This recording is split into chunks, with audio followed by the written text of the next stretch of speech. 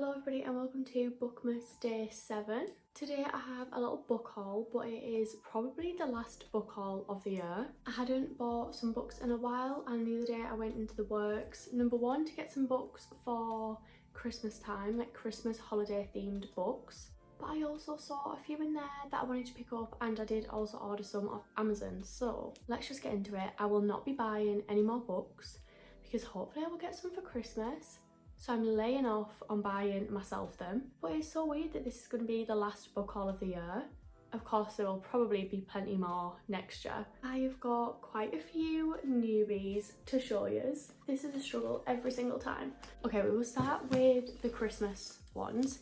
You may have seen some of these if you watched my ultimate book video. I think that was Bookmas Day 1. So you might have seen a few of these already, I do apologise. But I got 5 Christmassy books. First one is Love Like Farms by B.K. Borison. A cutesy little holiday romance. Pretty sure they have a Christmas farm but they don't have any money or something. It's like fake dating, small town. I'm pretty sure I've seen a film with the same concept of this book, but I don't remember ever hearing that this has been turned into a film or anything. So I don't know about that. In an effort to save the Christmas tree farm she's loved since she was a child, Stella enters a contest with Insta-famous influencer Evelyn St. James. With the added publicity and the huge cash prize, she might just be able to save the farm from its financial woes. There's just one problem. To make the farm seem like a romantic destination for holidays, she lied on the application and said that she owns Love Like Farms with her boyfriend. Only there is no boyfriend. Enter best friend Luca Peters. He just came home for some hot chocolate and somehow got a farm and a serious relationship in the process. Will their fake love affair save Love Like Farms in time for Christmas?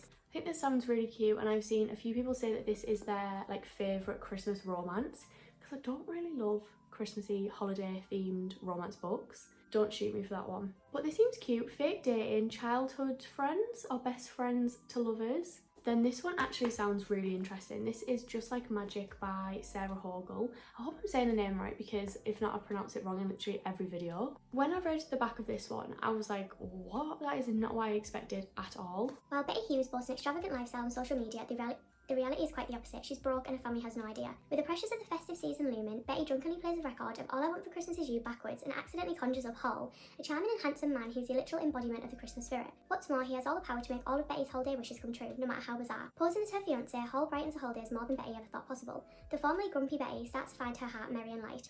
But the more time she spends with her fake fiancé, the more she wishes for something real. Hall promised he would make all of Betty's holiday wishes come true, but as his time on Earth draws to a close, she wonders if all she really wants for Christmas is him. So it's kind of giving me the Dead Romantics, but Christmassy. So he is like not real or whatever, I don't really know. It's fake dating, grumpy sunshine, but she's the grumpy one and he is not real. So I'm excited to get to this one. Then we have Window Shopping by Tessa Bailey. So I've read a few of Tessa Bailey's books. I've read the Bellinger Sisters duology. I'm standing alone in front of the famous Vivint department store when a charming man named Aidan asks my opinion of the decor.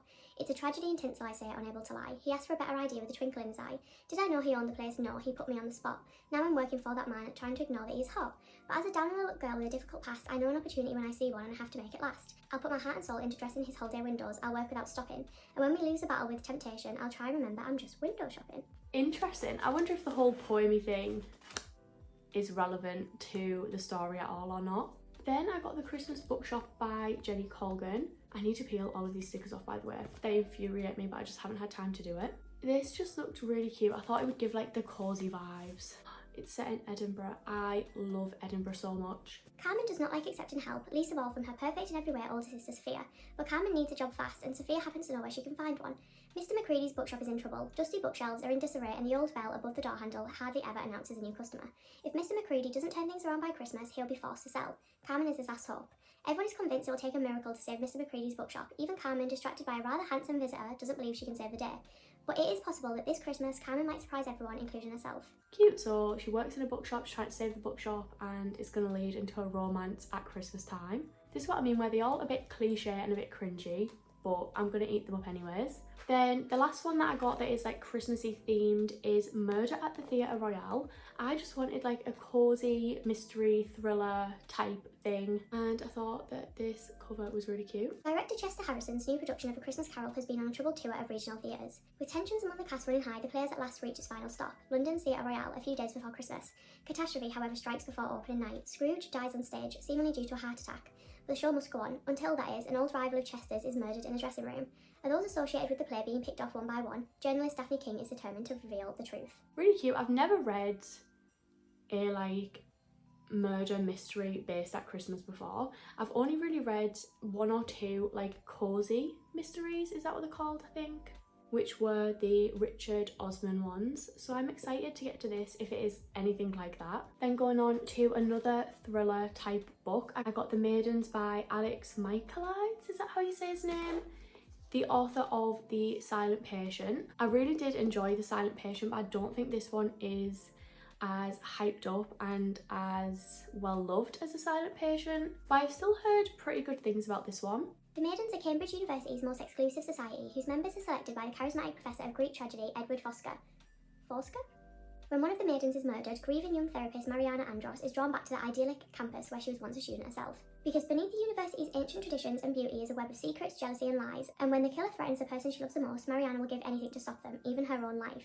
Okay, I do love a thriller in the winter months, so hopefully this one will be as good as The Silent Patient, because I did not guess the twist in that one at all. And then a bit of a different one for me is Assistant to the Villain by Hannah Nicole Mera?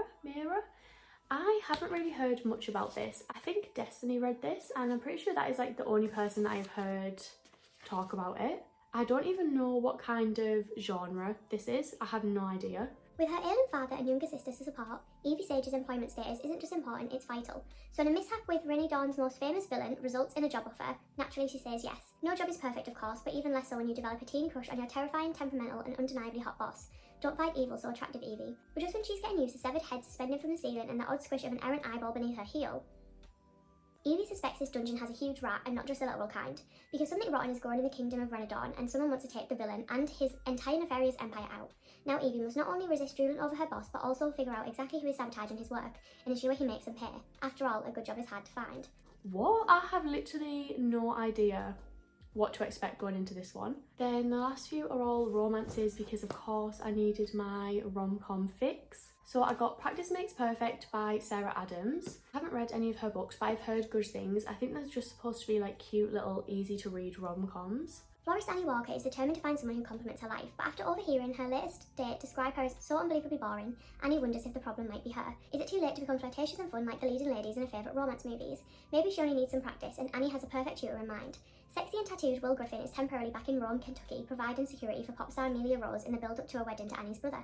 He also has his own agenda: stay away from Annie Walker and any attachments to this sleepy town, which becomes difficult when she enlists him to help fix her love life.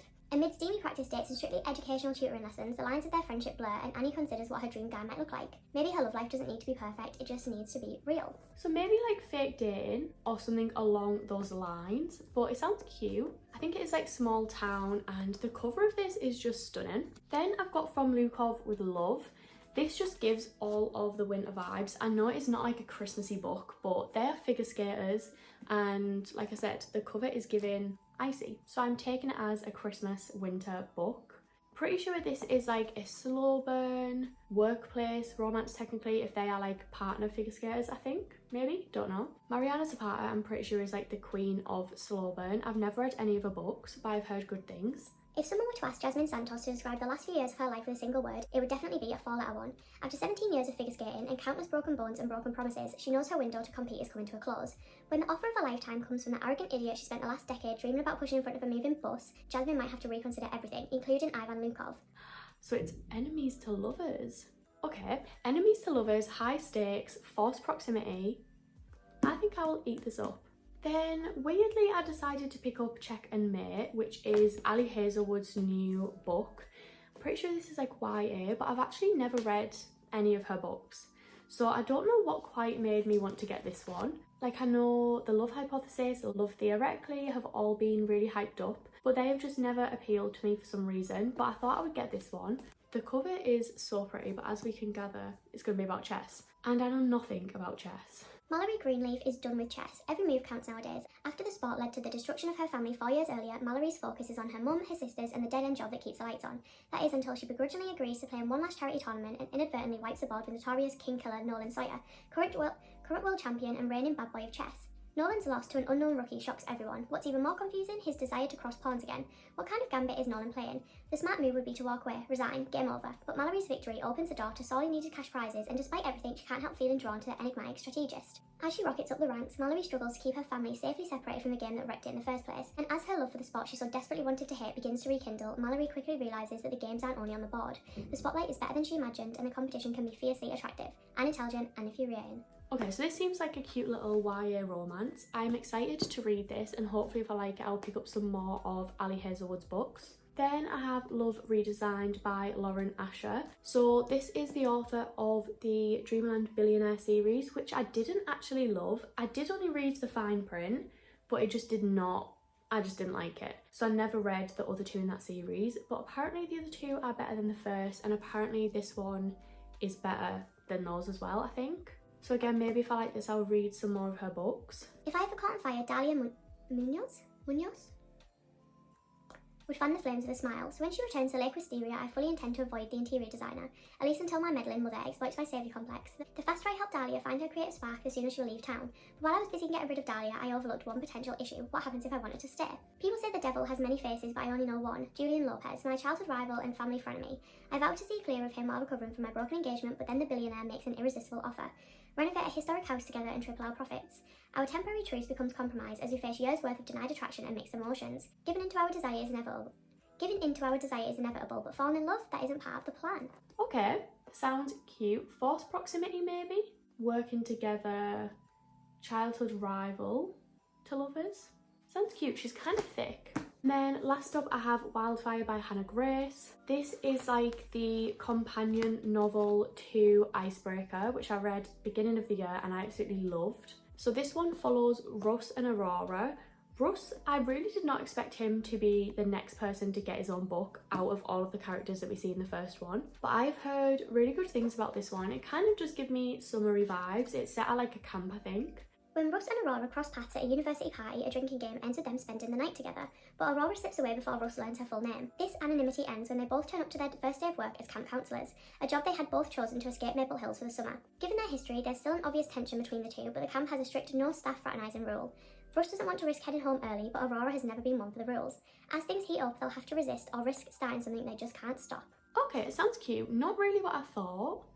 And like I said, I'm surprised that Russ has got his own book, but I'm excited to read this because if it is anything like Icebreaker, I'm sure I will love it. So that wraps up my little end of the year book haul. I'm sure you will be seeing these in some reading vlogs either in Bookmas or coming up in the new year. And of course, we will have more book hauls in the new year too.